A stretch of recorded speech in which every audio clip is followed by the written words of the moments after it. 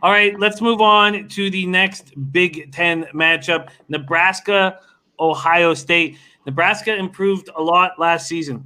They have 4 starters returning on the O-line. That's going to help them, but the D-line, no returning starters. And that's going to hurt. That's going to hurt bad. Ohio State, supremely talented, ranked 5th in the country, opening up as 26-point favorites. This total at 65. Justin Fields returns after a 41 TD, 3-pick season. The defense returns just 3 starters. So it's just right away, you have no returning starters on the Nebraska D-line. The Ohio State, we know how talented they're going to be, even though they only return 3 starters. But at that point, you understand why this total opens at 65. Take it away, John. Big Ten action here.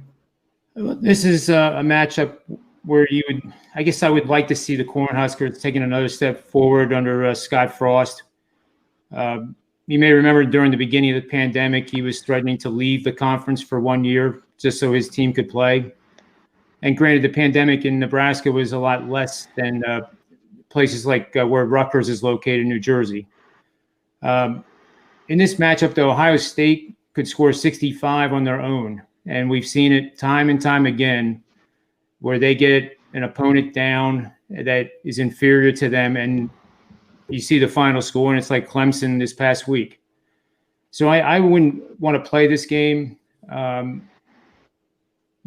heart tells me I would love to see Nebraska, cover the spread, make it a little bit of a game to show that they're taking a couple steps forward to close the gap down.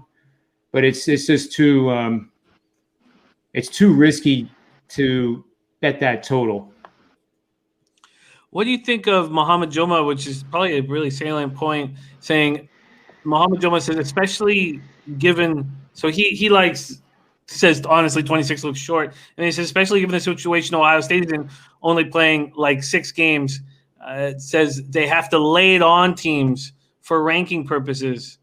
Says this team just doesn't take their foot off the gas. Ultimate bullies, the Ohio State. What do you think of the need to run up the score against these teams? Well, supposedly with the committee now, they're not taking that into consideration, and I guess they factored it out of the statistical models they use to evaluate the strength of schedule. But still, when you have a superior roster and the score is 42-3, and you bring in those second and third units from Ohio State, those kids are eager to make an impression on the coaching staff. So there's really not that much difference between the depth chart sometimes, but there would be a huge drop-off with Nebraska knowing that they've already lost the game and still have their starters in defensively. So that we've all seen that over the years.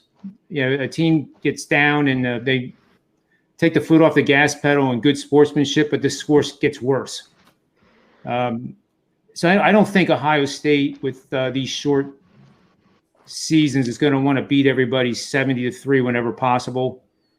I guess I would like to believe that is true. Yeah. Let's see if they do it. Yeah. I don't think it gets them any extra credit by walloping any team on their schedule that's an obvious inferior team. I hear you. That makes sense. CMac, Ohio State, 26-point favorites. You going to lay it? No.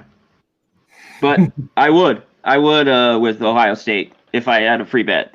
But Nebraska's been so bad. If you told me like the last few years I'm going and betting Nebraska, I'd just stop it. Just slap me. I mean, they have just ruined me the last few years. So I know it's a lot, but I think Ohio State could cover it. I like to think every year Nebraska's turn around. They start out 3-0 against them, and then they just 6-6. No. Pass. Pass. Jordy Nordman's going to lay it with Ohio State. Shannon Dan is going to take Ohio State first half. And Fernando Encinas in the house, he agrees with Shannon Dan on Ohio State first half. We have John Ryan. Do I leave that as a lean towards Ohio State for you? No, I'll pass for the game for now. Okay. It's way too uncertain in my opinion. And Gregory Simmons says no play.